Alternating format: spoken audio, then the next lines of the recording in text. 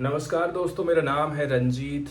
आज है तारीख 28 जून 2025, दिन है शनिवार। आज के द हिंदू न्यूज़पेपर का हम एनालिसिस करेंगे। सबसे पहले एडिटोरियल वाला हिस्सा रहेगा। उससे भी ज़रूरी बात ये रही थी कि काफ़ी दिन से न्यूज़पेपर को मैं कंटिन्यू नहीं कर पा रहा हूँ। लगभग देखा जाए 1 हफ्ता हो चुके हैं, उससे ज़्यादा भी हो गया होगा। इसका रीज़न ये है कि पापा की तबीयत कुछ ज़्यादा ही ख़राब हो गई थी। इसी के चलते चलते मुझे उनको नागपुर लेके जाना पड़ गया। उनका दिक्कत ये हो रहा है कि उनका जो हार्ट है ना, हार्ट का एक ठो वाल्व है वो ख़राब हो गया है। वाल्व ख़राब हो गया है तो फ्लड नीचे से जा रहा है, शुद्ध उसको शुद्ध होके बाकी अंग तक पहुंचाना चाहिए था, तो वो नहीं कर पा रहा है। इसलिए वो चल फिर नहीं पाते थे, सीढ़ी नहीं चढ़ पाते थे। तो डॉक्टर ने बोला कि ऑपरेशन करके इनके वाल्व को हम चेंज कर देते हैं। तो उन्होंने जो है चमड़े का वाल्व लगाया है। 2 प्रकार के वाल्व उन्होंने बताए थे, एक मेटल का था और दूसरा चमड़े का। अब चूंकि एज ज़्यादा हो गई है, 60 के ऊपर में हो गई है पिताजी की, इसलिए उन्होंने सजेस्ट किया था कि आप चमड़े का वाल्व लगवाइए, जो कि 15 साल तक चल जाएगा। अब 63 साल तो उनकी उम्र हो ही चुकी है, 15 साल और लाइफ इंक्रीज हो जाएगी, उसके बाद फिर देखा जाएगा। चलिए अब आगे चलते हैं अपने मुद्दे की तरफ और बात कर लेते हैं आज के आर्टिकल्स की। 2 आर्टिकल विशेष रूप से आज चर्चा किए जाएंगे। पहले नंबर का जो आर्टिकल हम डिस्कस करेंगे, ये हमारे कोर्ट के सिस्टम में वकील होते हैं। आपने सीनियर मोस्ट जज का नाम सुना होगा, सीनियर मोस्ट वकील भी हुआ करते हैं। तो ये जो वकीलों में सीनियरिटी है, ये सुप्रीम कोर्ट के हिसाब से तो सही है, लेकिन वकीलों का कहना है कि हम शुरू से ही योगदान दिए हैं अपने देश में, आज़ादी की लड़ाई में। बड़े बड़े वकील लोग ही कहना चाहिए, काफ़ी आंदोलन किए हैं, वकालत की पढ़ाई किए हैं, उसके बाद फिर आज़ादी में उनका बहुत योगदान रहा। आप हिस्ट्री उठा करके देखेंगे तो जैसे कि महात्मा गांधी जी भी जो है एक वकील थे। तो जबकि ऐसा होता है कि कोई जो सीनियर व्यक्ति जब अपनी अर्जी लगाता है सुप्रीम कोर्ट में, तो उसकी ज़्यादा सुनी जाती है, बाकी के जो जूनियर लोग हैं उनकी कम सुनी जाती है।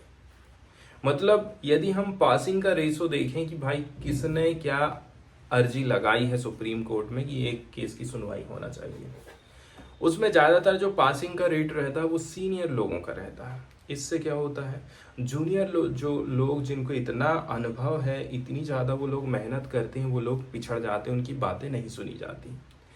इसलिए लॉयर समुदाय का ये कहना है कि हमारे बीच में ये जो भेदभाव आया है जूनियर और सीनियर का, इसको ख़त्म किया जाना चाहिए। ये हमारे देश के लिए सही नहीं है। इसके बाद सेकंड नंबर का जो एडिटोरियल यहाँ पर हम डिस्कस करेंगे, ये भारत के उभरते हुए डिप्लोमेटिक रिलेशन को बताता है। अभी हाल फिलहाल में देखा जाए, चाइना कभी भी 2 नेशन के साथ में अपना काम चलाता था पहले। जैसे कि 1962 का जब युद्ध हुआ था, तो उस समय में उसको लगा था कि इंडिया को काउंटर करना है तो इंडिया का दुश्मन हमारा दोस्त हो जाएगा। पाकिस्तान से उसने मित्रता किया।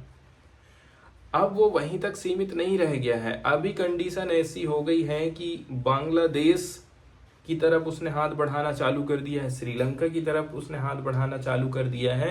अब अफगानिस्तान को भी वो अपनी तरफ लेते जा रहा है। मतलब 2+1 की स्ट्रेटजी चाइना अपना रहा है। लेकिन भारत से इतना ज़्यादा डर आखिर चाइना को क्यों है, सबसे बड़ी बात ये है। तो इस आर्टिकल में हम समझने की कोशिश करेंगे कि किस प्रकार से हम हमारे बॉर्डर इशू को निपटा ले रहे हैं, साथ ही साथ श्रीलंका के साथ में, नेपाल के साथ में, अफगानिस्तान के साथ में हम हमारे रिलेशन को बेटर करते जा रहे हैं ताकि हम चाइना को काउंटर कर सकें। इन सारे के सारे आर्टिकल के ऊपर आज हम डिटेल में चर्चा करने वाले हैं। तो चलते हैं दोस्तों एडिटोरियल वाले हिस्से की तरफ और देख लेते हैं इस पहले आर्टिकल को, जो कि बात करता है कि किस प्रकार से हमारी कानूनी प्रक्रिया में, हमारी कानूनी व्यवस्था में वकीलों के बीच में भी भेदभाव किया जाता है। आप ये कह सकते हैं कि उनको भी हमने जाति में बांट दिए हैं, ऊंची जाति और नीची जाति के advocate, senior and junior advocate जिसको आप बोल सकते हैं। हाल ही में सुप्रीम कोर्ट ने रिसेंटली रिवाइज कर दिया है क्राइटेरिया को, यदि किसी भी एडवोकेट को सीनियर एडवोकेट के रूप में हमें नामित करना है तो, ठीक है, इसके लिए कुछ क्राइटेरिया बनाए गए हैं सुप्रीम कोर्ट की तरफ से। केस की हम बात करते हैं जितेंद्र @कल्ला वर्सेस स्टेट 2025। यहाँ पर कोर्ट ने रिविजिट किया है पुराने डिसीजन को जो कि Indira Jaising versus Supreme Court of India 2017 and 2023 के अंडर में आए थे। एंड यहाँ पर हाई कोर्ट्स को दिशा निर्देश जारी किए हैं कि आप हमने अभी जो जजमेंट लाए हैं इसके हिसाब से कुछ नए दिशा निर्देश जारी करिए। ये मुद्दा काफ़ी इम्पोर्टेंट है। तो ये जो जजमेंट है did not gain public attention, मुद्दा इतना ज़्यादा इम्पोर्टेंट है फिर भी लोगों का अटेंशन इस तरफ नहीं जा रहा, आखिर क्या बात है? क्योंकि इसको जुडिशरी का इंटरनल मैटर, मतलब ये उसकी अंदरूनी प्रॉब्लम है, इसको वो खुद जानेगा, इसलिए ज़्यादा लोग इस मामले पर हल्ला नहीं मचा पाए। यदि हम बात कर लें कानूनी जो बिजनेस होता है, धंधा होता है, ये एक पब्लिक कैरेक्टर होता है, ठीक है। इसलिए आप ये देखेंगे कि यदि हम इस प्रकार से जूनियर और सीनियर वाली चीज़ यहाँ पर ला देते हैं तो इससे हमारी जुडिशियल डेमोक्रेसी प्रभावित होती है, साथ ही साथ पॉलिटिकल डेमोक्रेसी भी इससे प्रभावित होती है, ठीक है। बात करते हैं जॉर्ज ऑरवेल की विचारधारा, जिसमें बोला जाता है कि कुछ लोग दूसरों से अधिक समान हैं। इसको भारत के कहना चाहिए एडवोकेट एक्ट 1961 के माध्यम से कानून में हम शामिल किए हैं। ये धारा वकील को दो वर्ग में बांट देती है, एक होते हैं सीनियर एडवोकेट और दूसरे होते हैं एडवोकेट। किसके अंतर्गत? 1961 का कानून आया है जिसमें सेक्शन 16 है, जिसमें बोला जा रहा है कि सुप्रीम कोर्ट या फिर हाई कोर्ट किसी भी वकील को एज ए सीनियर एडवोकेट के तौर पर नॉमिनेट कर सकते हैं। यहाँ पर भी एक चीज़ ध्यान रखना है कि सीनियर एडवोकेट उसी को बनाया जाएगा जो कि सुप्रीम कोर्ट या फिर हाई कोर्ट के जजों के समान अपनी विचारधारा रखते हैं, ठीक है। जो उनके खिलाफ में विचारधारा वाले लोग रहेंगे वो जूनियर के जूनियर ही बने रहेंगे। सीनियर बनने से जाहिर सी बात है केस आपके पास ज़्यादा आएंगे, आपकी बात ज़्यादा सुनी जाएगी। लेकिन इस तरह का वर्गीकरण यहाँ पर असमानता को पैदा करता है और इस चीज़ को सुप्रीम कोर्ट भी स्वीकार कर रहा है, जबकि सभी वकील मूल रूप से समान माने जाते हैं। और इससे एडवोकेट्स ग्रुप में साफ डिवीज़न पैदा हो गया है और एक लीगल ओलिगार्ची मतलब कानूनी कुलीन वर्ग बन चुका है, जो कि न्याय की हमारी समझ को गहराई से प्रभावित कर रहा है। इस पेशे में कमर्शलाइजेशन तेजी के साथ में हो रहा है और ये स्थिति अमेरिका के जैसे होने वाली है। अब 2014 की एक रिपोर्ट आई है जिसके बारे में आप देख लीजिए।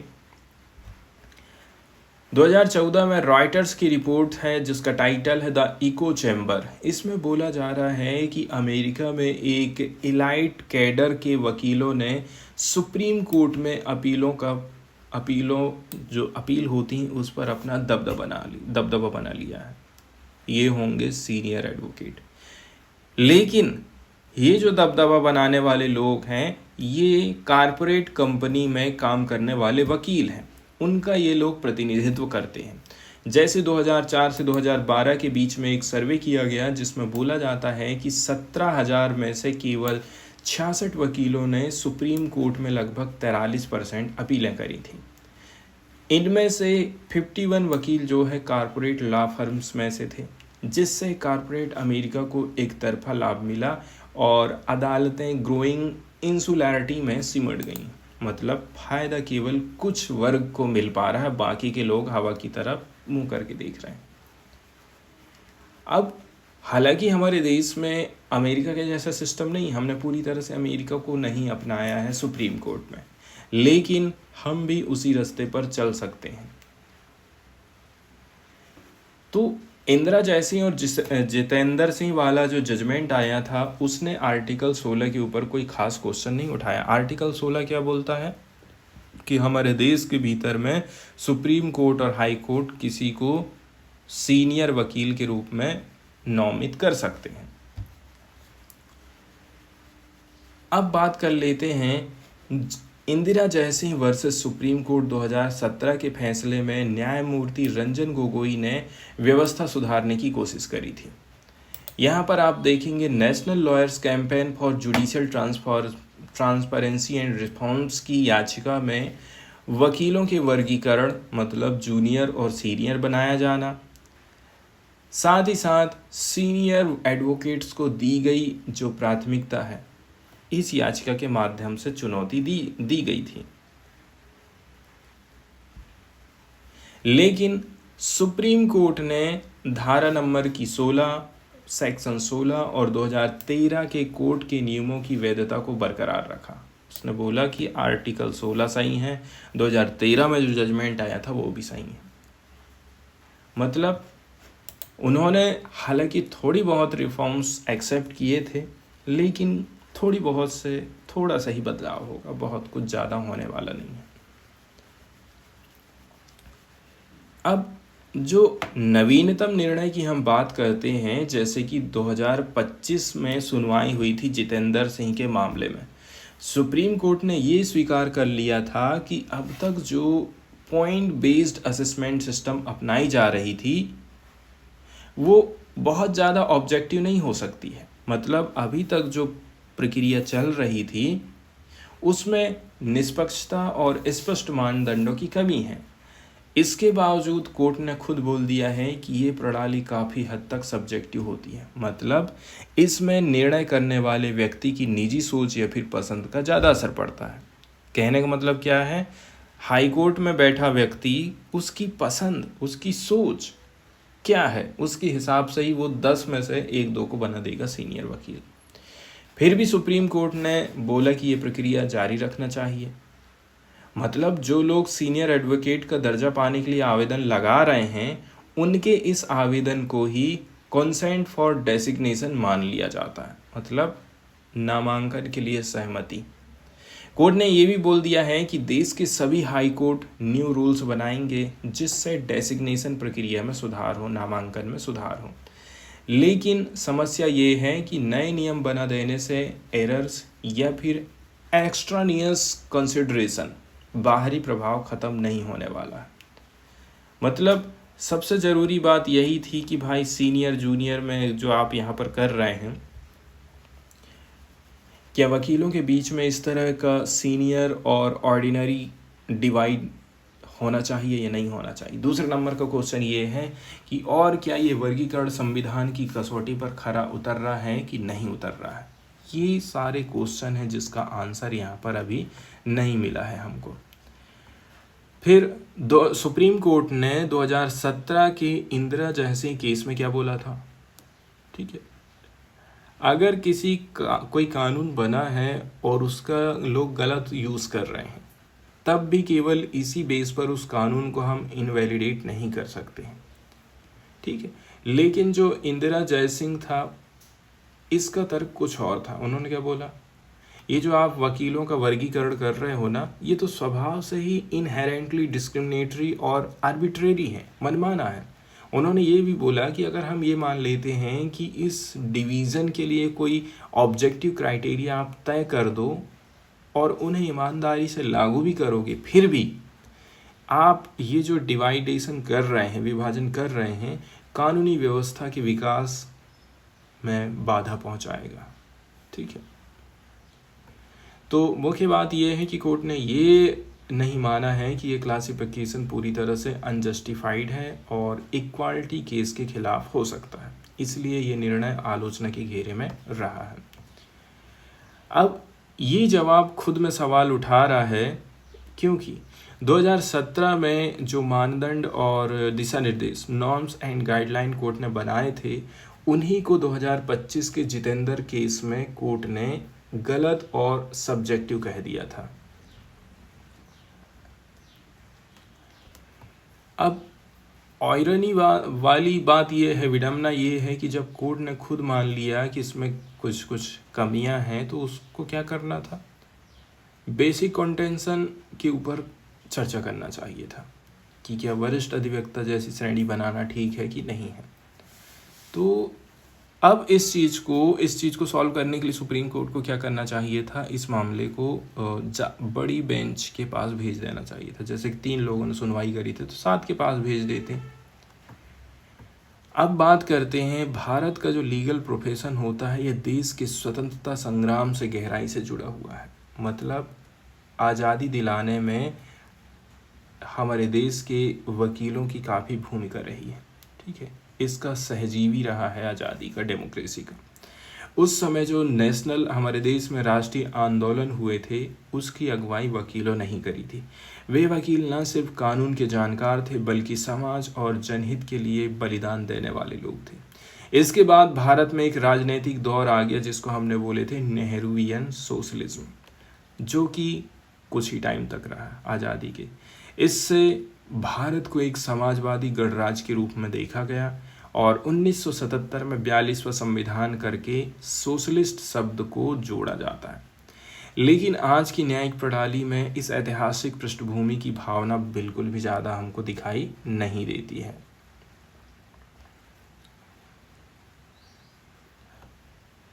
सुप्रीम कोर्ट को ये चाहिए था कि वो इस ऐतिहासिक पृष्ठभूमि को अपने माइंड में रखता और उसे भारत के कॉन्स्टिट्यूशन में इक्वालिटी क्लॉज के संदर्भ में जांच पड़ताल करना। तो इस मुद्दे के ऊपर केवल और केवल ये कह देना कि नाइजीरिया, ऑस्ट्रेलिया, सिंगापुर, आयरलैंड में भी वकीलों का क्लासिफिकेशन है, उस हिसाब से हमारे देश में भी है, इसलिए सही है, तो ये बिल्कुल गलत है। लेकिन केवल इतना कह देना कि दूसरे देश ऐसा करते हैं, भारत के लिए इसे अपनाने का कोई कॉन्स्टिट्यूशनल जस्टिफिकेशन नहीं हो सकता है। इस पूरी व्यवस्था का रिजल्ट बहुत ज़्यादा डिवास्टेटिंग अभी तक रहा है और आगे भी होने वाला है। मतलब इससे नुकसान ही होगा, फायदा नहीं होने वाला है।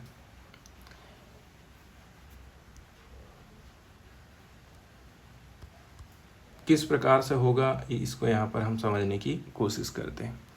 प्रसिद्ध न्यायविद F.S. नरीमन ने भी इस व्यवस्था की आलोचना करी थी और बोला था कि हमने वकीलों के भीतर में ही एक कास्ट सिस्टम तैयार कर दिया। अक्सर ये देखते हैं कि जज उन्हीं वकीलों से प्रभावित हो रहे हैं जो उनके जैसे दिख रहे हैं, सोच रहे हैं या फिर व्यवहार कर रहे हैं। इस व्यवहार को अकादमिक भाषा में होमो सोशल मॉर्फिंग बोलते हैं, मतलब समान छवि वाले लोगों को पसंद करना। इस प्रक्रिया में महिला और मार्जिनलाइज्ड ग्रुप आउट हो जाता है। क्रीमी लेयर मतलब पहले से ही लाभ प्राप्त वकीलों को फ्लॉड पैरामीटर के आधार पर आपने अलग कर दिए हैं और कोर्ट ने खुद स्वीकार कर लिया है पहले कि भाई नहीं यार, ये गलत था, इसमें सुधार करना जरूरी था। अब हमारे देश की कानूनी व्यवस्था में ये जो असमानता है, ये काफ़ी भयानक हो चुकी है। हजारों ऐसे वकील जो कि योग्य हैं, एलिजिबल हैं, डिज़र्विंग हैं, कोर्ट की कार्यवाही में सुने ही नहीं जाते हैं और अदालतों के गलियारे में अनदेखे हो जाते हैं। ठीक, इसके विपरीत कुछ जो स्टार वकील हैं, सीनियर मोस्ट वकील हैं, जिनके पास प्रसिद्धि है, प्रभाव है, पूरे सिस्टम पर कब्जा जमा लिए, मोनोपलाइज कर दिए, जबकि उनके पास कोई लेजिटिमेसी नहीं है। इसका नतीजा ये हो गया है कि इंटेलेक्चुअल अपार्थाइड हमको देखने को मिल रहा है, बौद्धिक रंगभेद, जहाँ पर केवल गिने चुने वकील ही सोचने विचारने योग्य माने जाते हैं, उनकी याचिकाएं सुनी जाती हैं और बाकी को आउट कर दिया जाता है। ये स्थिति जुडिशियल डाइवर्सिटी एंड समानता की भावना, इगलाइटैरिज्म को पूरी तरह से ख़त्म कर देती है। कई बार ऐसा होता है ना कि नेशनल लेवल के जो मुद्दे होते हैं, इन पर अदालत केवल उन्हीं कुछ वकीलों की दलीलों के आधार पर फैसला देती है, जैसे कि वक्फ के मामले में हुआ था। ठीक है, ये स्थिति से होगा ये कि कोर्ट में मुकदमा को दायर करना, लिटिगेशन लेकर के जाना, खास करके सुप्रीम कोर्ट में, अमीर लोगों की पहुंच हो जाता है, प्रिविलेज ऑफ रिच, जो कि हमारे कॉन्स्टिट्यूशनल स्कीम के बिल्कुल विरुद्ध में है। इसके बाद नेक्स्ट वाला जो एडिटोरियल यहाँ पर हम डिस्कस करने वाले हैं दोस्तों, ये पार्टिकुलरली बात करता है चाइना की तरफ से अभी 3 देशों का ग्रुप बनाया जा रहा है, फॉर्मेशन किया जा रहा है। ऐसा चाइना क्यों कर रहा है? दूसरी बात यह है कि भारत किस प्रकार से चाइना को काउंटर करने की कोशिश कर रहा है, इसके ऊपर हम यहाँ पर डिटेल में चर्चा करेंगे। आपको 250 शब्दों में, 400 वर्ड्स में, 800 वर्ड्स में जो आंसर राइटिंग करना है, उसकी लाइनें इस प्रकार से कुछ होने वाली हैं। The Beijing led trilaterals are aimed at challenging India's long term interest. Bharat जिस प्रकार से वेस्टर्न कंट्रीज़ की तरफ जाता है, अमेरिका की तरफ में जाता है, तो ठीक उसी प्रकार से भारत को आइसोलेट करने के लिए चाइना पार्टिकुलरली एशिया से अपनी जो नेबरिंग कंट्रीज़ हैं उनके साथ में रिलेशन को मजबूत कर रहा है। यही एक रीज़न है कि इस प्रकार के ट्रिक का निर्माण कर रहा है चाइना। बात करते हैं कि अभी हाल फिलहाल में ये चीज़ न्यूज़ में क्यों रही थी, क्योंकि अभी हाल फिलहाल में देखा जाए last week China, Pakistan and Bangladesh की तरफ से पहली ट्राइलैटरल मीटिंग का आयोजन किया गया था। कहाँ पर? कनमिंग, चाइना में। तो ये भारत के लिए एक चिंता का विषय हो सकता है। इसके ऊपर कॉपरेशन किया जाएगा, एक्सप्लोर किया जाएगा पॉसिबिलिटीज़ ऑफ डीपर एंगेजमेंट की। अभी तक तो ये लोग कहना चाहिए हाथ मिला कर के चल ही रहे हैं। इस प्रकार की यदि और भी मीटिंग्स का आयोजन हो जाता है तो जाहिर सी बात है इन कंट्रीज़ में कॉपरेशन एंड डीपर एंगेजमेंट बढ़ जाएगा।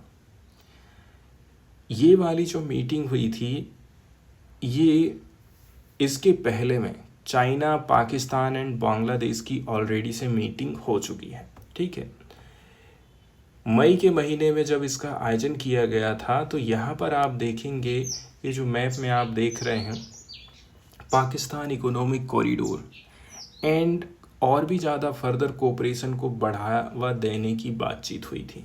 और इसी समय में चाइना के माइंड में आया था कि नहीं, अभी मैं अफ़गानिस्तान को लिया हूँ, अब एक काम करता हूँ बांग्लादेश को भी लेता हूँ। अब बात करते हैं कि इंडिया के जो रिलेशनशिप रहे हैं नेबरिंग कंट्रीज़ के साथ में, वो कैसे रहे हैं। ठीक है, इस प्रकार के जो ट्राइलैटरल्स हो रहे हैं, ट्रिक हो रहे हैं, चाइना निर्माण कर रहा है चाइना के द्वारा, ऐसे टाइम में आ रहे हैं जबकि पाकिस्तान का इस रीजन में कोई औचित्य ही नहीं रह गया, रिलेवेंस नहीं रह गया है। ऐसा इसलिए है क्योंकि वो चाइना के ऊपर बहुत ज़्यादा डिपेंडेंट हो गया। लेकिन इंडिया का जो रिलेशन है अफ़गानिस्तान के साथ में तो रिलेशन इंक्रीज़ हुए हैं, लेकिन हमारे जो रिलेशन है बांग्लादेश के साथ में डाउन हो गए। इस प्रकार के ट्रिलैटरल्स अंडरस्कोर करते हैं चाइना के फ्रेश माइंड को कि पाकिस्तान को एक प्रकार से हमें हथियार बनाना पड़ेगा इस रीजन में, and keeping the new Delhi pre occupied with immediate concern. मतलब इंडिया को पूरा फंसा के चलो, फंसा के ही रखना है और कुछ नहीं करना है, चाइना ये चाहता।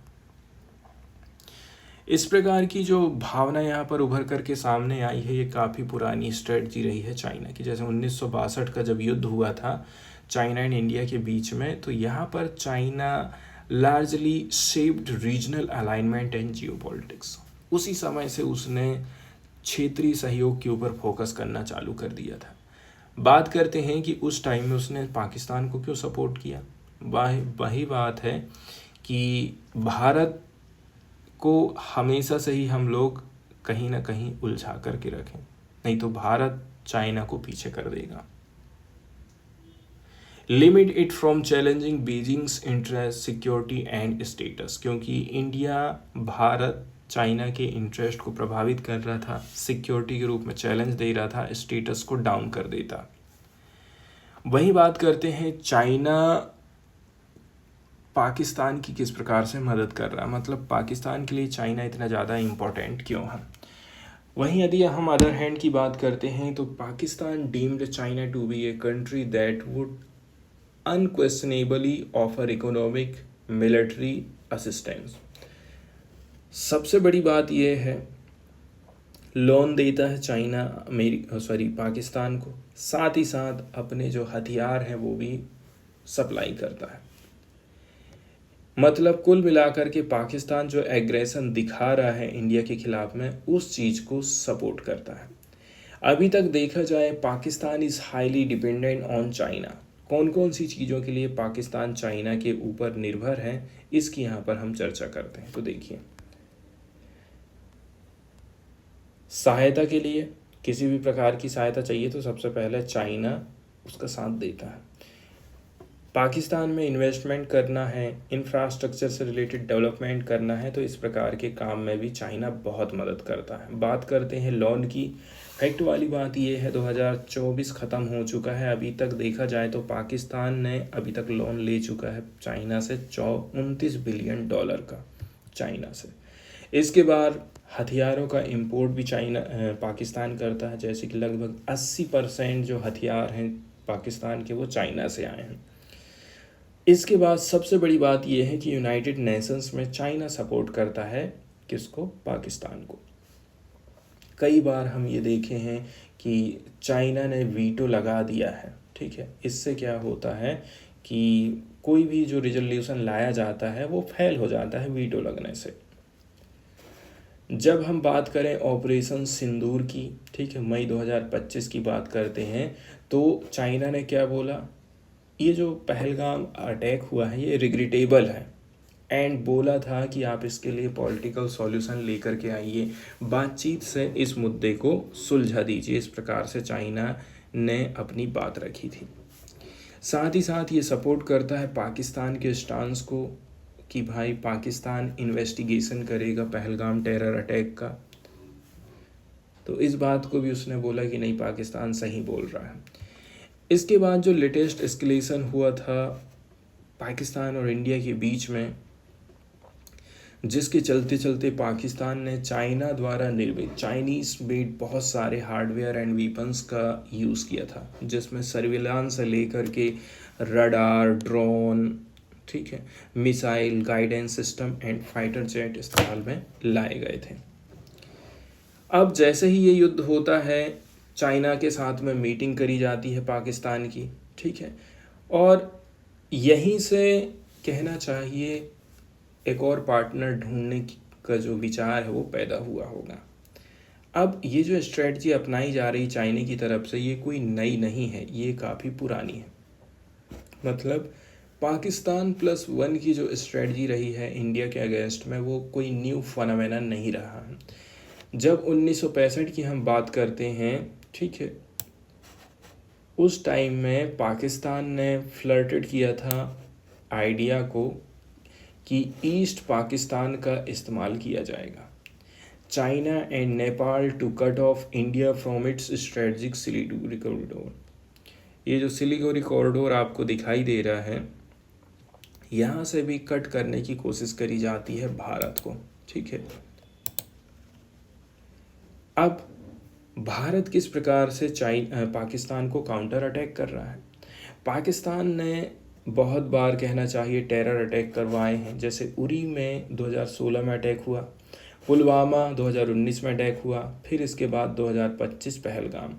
लेकिन भारत ने तगड़ा जवाब दिया, ऐसा जवाब दिया कि सिविलियन को नहीं मारना है, जो आतंकवादी ठिकाने हैं उनको हम उड़ाएंगे। पाकिस्तान का जो न्यूक्लियर ब्लैकमेल है उससे इंडिया बिल्कुल भी नहीं डरता है। India has also used its diplomatic cloud and growing economy to isolate Pakistan. Economy से, बातचीत से, दूसरे देशों के सपोर्ट से पाकिस्तान को बिल्कुल आइसोलेट कर दो, इस प्रकार की स्ट्रेटजी हम अपनाएं।